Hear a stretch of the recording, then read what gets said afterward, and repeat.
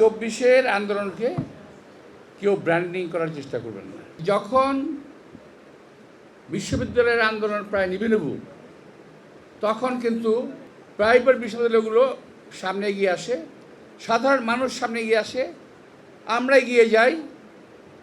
আমাদের বিএনপির রাজনৈতিক কর্মী 462 জন মারা গেছে, এর মধ্যে 462 জন বিএনপির কর্মী মারা গেছে।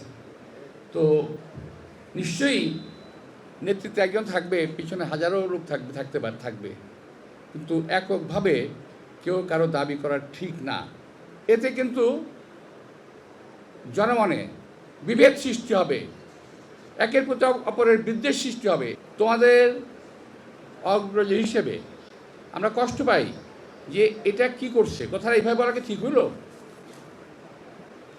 ওই সংবিধানে যদি খারাপ কিছু থাকে নিশ্চয়ই সেটা বাতিলযোগ্য। সংবিধান একটি রাফ খাতা নয়, ছুঁড়ে ফেলে দিলাম।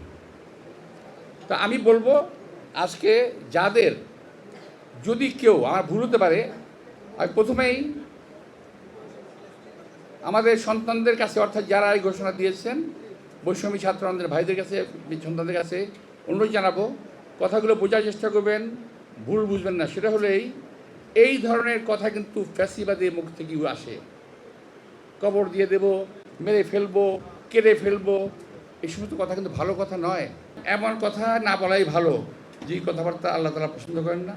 এমন কথা না বলাই ভালো যে কথা দেশের মানুষ পছন্দ করবে না। জাতির ভিতরে দয়া করে আপনার বিভক্তি আনবেন না। আমার এটাই হলো কথা। এত কষ্টের অর্জন হাসিনার পতন, সেই কষ্টের অর্জনকে দয়া করে কয়েকজন লোকের ইশারায় কথা বলে, এই বালখিল্যতা করে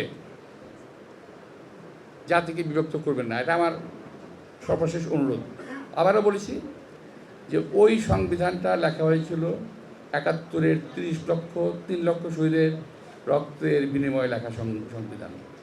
আমাদের গায়ে খুব লাগে। এই সংবিধানে গত স্বাধীনতার পর থেকে পর্যন্ত সংবিধানে চলে আসছে, যারা এই সংবিধানকে যারা মিসইউজ করেছে, যারা অপব্যবহার করেছে, তাদের বিরুদ্ধে ব্যবস্থা নেন। আরে ভাই, মাথায় ব্যথা হলে কি মাথা কেটে ফেলতে হয়? মাথার ব্যথা হলে মাথা কেটে ফেলতে হয় না, ওষুধ খেতে হয়? সুতরাং যারা করেছে অপব্যবহার, তাদের বিরুদ্ধে ব্যবস্থা নেওয়ার জন্য যেটা করা দরকার সেটা করেন।